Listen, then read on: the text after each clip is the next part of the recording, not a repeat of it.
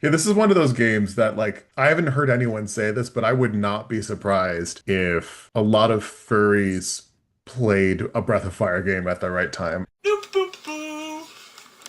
Bloop doop doo. Bloop doop da boo.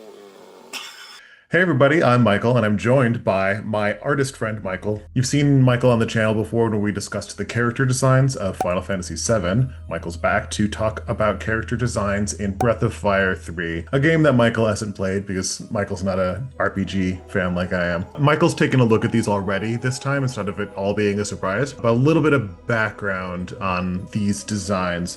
The artists for this game are Tatsuya Yoshikawa and Toru Yamashita, and this is a Capcom game. So, Street Fighter and whatnot. And I think that a lot of Capcom games sort of have a house style to them, and these, to my eye, sort of fit that. The one thing that the Breath of Fire series has often had over other RPG series is their designs and graphics, I think. A lot of really cool and interesting sprite animation that have been in all of the Breath of Fires, going back to the first one, that other series weren't matching up to at the time. This is just the logo of the game. Nothing super special about it, I don't think, unless there's anything you want to point out about it. It's three, right? So that's Yeah. the Roman numeral three in the background. That gets Yeah. kind of clunky. Like you can't really tell. I was like at first, what is that weird symbol design in the background? This is Bunyan. I wanted to get your impressions on the design first before I say anything. I assumed whenever I saw his name is Bunyan, it's like the Paul Bunyan kind of story, big, clunky kind of guy with the big axe. I've noticed in like almost all of these everything's very symmetrical, so one side mirrors the other. I'm not sure if that's part of the house style. Buckle for buckle. The only difference here is his little satchels versus the rope. I assume he's a tank. Yeah, he's actually not a playable character. He is a somewhat important NPC early in the game, and then he falls off of importance as a character in the narrative, but he is what's known in the game as a master. So there's this master system in this game where you can have any of your characters apprentice under a master, and that will alter how their stats go up. If you're apprenticing under him, your like power and defense stats go up, but your agility doesn't go up much. It sort of tracks with what you're saying. Does he have a blue ox? He does not. They didn't go that far. I don't know if the Japanese name for this character is based on Bunyan. That might have just been a localizer choice. What are your thoughts on Gar? Now this is more going a little bit crazy because I said there wouldn't be as much to talk about since it doesn't have as crazy a designs as Final Fantasy, but his is probably the craziest just because it's kind of mixing like a gargoyle with a Zen Buddhist kind of aesthetic. It's interesting. Is he another master? No, he is a playable character. It's weird because the other one's like so rendered, but he starts going into the cell shading. I guess that might be part of the design choice of like how they needed to represent playable versus NPC. Right. Yeah, I noticed that too when I was pulling up all of these designs. Like Bunyan has just a lot more going on in like the little nitpicky stuff in his designs, and the rest of these don't as much. The whole game looks more like the design of Gar and the other characters. It's more of a, like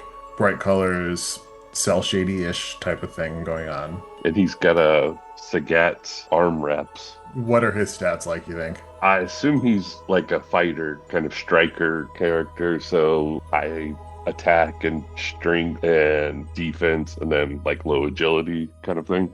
Yeah, that's exactly right. And in this game, agility is kind of king because the way the agility stat works, you can have 2 turns for an enemy's 1 turn. He's so slow that he almost never gets that. And by the end of the game, most of the rest of the characters can do that. And so even though he does more damage per single hit, they're doing more than him because they're getting 2 turns. And, he doesn't really have much magic. He has a little bit, but not much. He's more useful early in the game, and then later in the game, he just does not stay as useful. You almost need to balance it with giving him a lot more HP if that's the case. In my most recent game, the main character had more hit points than he did, but that was partially just how I was building him.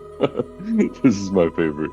I love Honey. I assume this one's kind of like a golem or like a magic character. Yeah, essentially. She is a construct of some sort, and nobody really knows how she works. She's not a playable character, she's just sort of like there. She helps out at a couple key story points, but she doesn't speak. She's just a little cute little thing that shows up and does something goofy every once in a while. Her eye slant and mouth kind of had that Cyberman look from Doctor Who. They don't really talk about what she appears to be made out of. It looks like she's got like a cloak that looks like it should flow or something, but you'd think that she's metal. I don't know. Yeah, I was gonna say that it's like around her feet, it kind of has folds like it's bendable, but then the rendering is shiny. So yeah, They don't really explain that very much.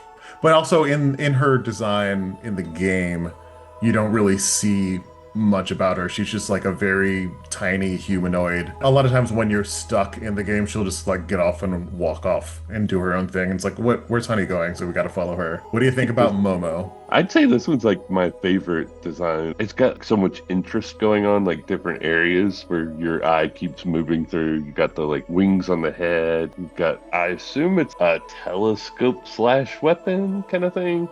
It's a bazooka. And then, oh, is it? Yeah. Well, I guess I was like thinking telescope because of her little glasses being kind of I forget what the one in Zelda's called, but that character that keeps recurring that's a scientist. She's a mechanic, but in this world, nobody knows how to make the machines. They only know how to fix them. All the machines are like ancient machines that they dig up and fix. She's like the best in the world at that, but she's also like totally clueless when it comes to human interactions. But then she's got like a graduation cap. I think that's just shorthand to say that she's smart.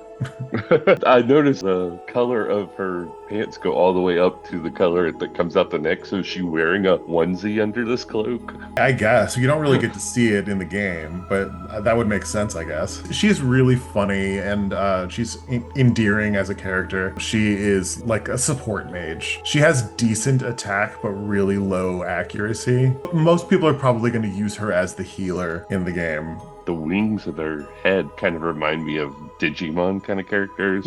They never talk about what race she's supposed to be, because in this game there are a lot of like demi-human type characters. You'll see many of them coming up. There's no one else that I've seen in this game that has wings growing out of their head. So I don't know if she's supposed to be like some sort of like rabbit, because her face sort of looks rabbity to me, or like rodenty in some way. No, yeah, I could see that with like the little button nose. And Yeah. I guess red eyes because she's White Rabbit. Yeah, but like Momo is Japanese for peach, so that doesn't give us any hints there. But she's a cool character, and I like her design a lot too. What do you think about Nina? The reason there are two versions of Nina in this, there's a big time skip in the game, and Nina and another character are children and before the time skip, and they're teens after the time skip. It's like a 7-year time skip or something like that. And is she playable? Yes. Okay, because like her rendering on the older version is more akin to the first one, Bunyan. What do you think her stats are? I'm assuming it's all like in speed and dexterity kind of thing and magic. She's your main offensive magic person in the game, and she is fast. Yeah, I really like the things that they pull over from one side to the other, like the little wings on her younger dress that become actual wings in the older version. One thing that I think is very interesting about the Breath of Fire series that is not the case of many RPG series, at least not the case with Final Fantasy, is that all of the games take place in the same universe. She is the princess of Windia, and Windians all used to have wings, but by the time she is a child, they no longer have wings. But then when she grows up, she gets wings, and she's like the first one to have wings in generations. I can't tell, is her hair the same or is it just the bangs that are the same in the older version? Her hair is shorter. Okay, that's what I thought. It's just so funny to me, like whenever they like age anybody up in these type of games, they suddenly become sexualized. Yeah, Like yeah. she gets no leg covering. Her shorts are like barely covering her. This one's ridiculous. Is it like something you kill or is this actually a good guy? That's a playable character. Oh, really? Is it Pico or Pecco? I think Pico, that's how I've always said it at least. He kind of looks like something like they could be going for, like a radish or something like that, doesn't he? They refer to him as like onion shaped. There you go. He's like equal parts adorable and creepy. What do you think he's like in battle? Useless? I mean, I couldn't see like what Other than magic, what could he be? He's the only character who joins at level 1. Everyone else joins at whatever level Ryu is at the time. Because of that, he's kind of a blank slate. Like, he is kind of useless unless you put in some work. And what you can do is you can, like, apprentice him under the right masters, and he can be unkillable, basically. I've never done that. I don't have the patience to do that. It kind of makes me think of Magikarp then, until you turn it into Gyarados, it's like worthless. What do you think about Ray? This one looks like a character that could be at multiple different things. This one kind of stands out in the sense that his designs, so it's not vague or anything, it's just that it doesn't have the same look as the other ones. Just aesthetic-wise, it looks like it could go into a bunch of different genres or games. He's like a fighter, right? With the knives. Yeah. What do you think his stats are like? He's probably fast based on the feline influence. I guess he's probably more well-rounded than most, because I would say like he still looks like buffed enough to have like the defense, but also like have the strength. He's the fastest character, and that's his agility is his main stat. But he also gets agility buffs for other characters. So if you have him in the party, he can just like buff everybody's agility, and then you can wreck shit. Is he another red 8 or whatever it is, or 13? Oh, Red 13? No, I not quite, because Red 13 is more of an intellectual character. So is he another species? There are other cat people in all of the Breath of Fire games. I don't know if there are in 1, but there are in 2 on, and there's usually one cat person who's a playable character. Well, it's interesting you were like talking about Capcom style that's across a lot of the games, because if you look right at his face from the headband down, it's definitely like Ryu in the face, and then the head is kind of like Blanca with the spiky hair that goes back. In the Breath of Fire series, there are cat people, there are dog people, there are mole people, there are armadillo people. There are 2 unicorn people in this game. There are villains, but I couldn't find a good image of them. The anthropomorphized animal people is common in the Breath of Fire series. I just think it's funny, like everybody else's, or not everybody, but most of the other characters are kind of humanoid and have hands and stuff. This one's got claws, but he still needs these big ass knives to fight. Yeah. Here's the main character. What do you think? He looks like a main character. It's like that stereotypical design for a main character, the boy with blue eyes kind of thing. Whenever I first saw the little version of him, the younger version, the shoes and arm plates and stuff like that actually made him look kind of futuristic. I'm assuming this is kind of more set in the, not medieval, but that idea of a time. Yeah, it's post-apocalyptic medieval. Yeah. Yeah, less computers and more fighting with swords kind of thing.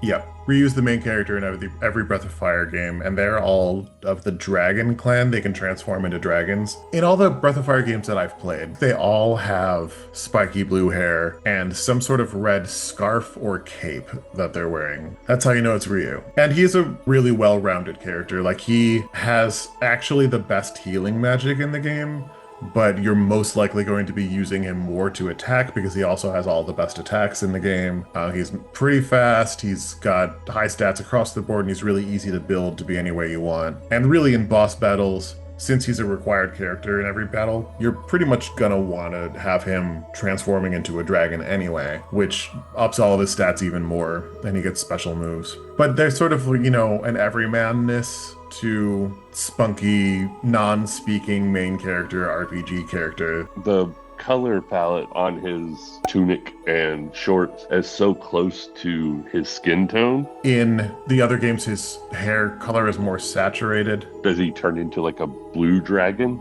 He can transform into any kind of dragon. What do you think about Tipo? This one, I think has the most Dragon Ball influence, where the chest piece and the gloves and even the boots kind of have that similar look that a lot of the villains had. So I assume he's a villain just from the palette, because Spider-Man, you've got blue and red, the primaries, and then Green Goblin, you've got purple and green, the secondary colors. That's often a tell for villains. And then you, like I said, always you got the little angry eyes, like the brow crease.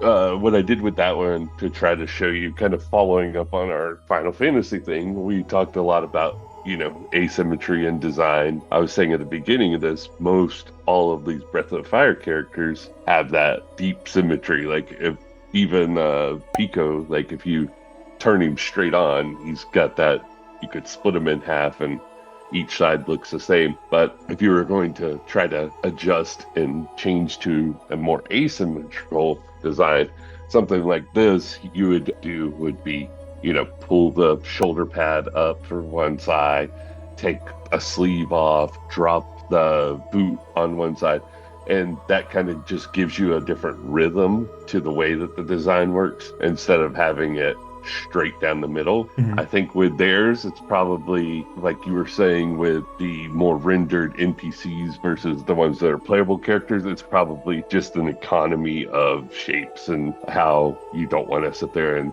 have to flop the character design from side to side as like harshly, and you have to do all those little changes.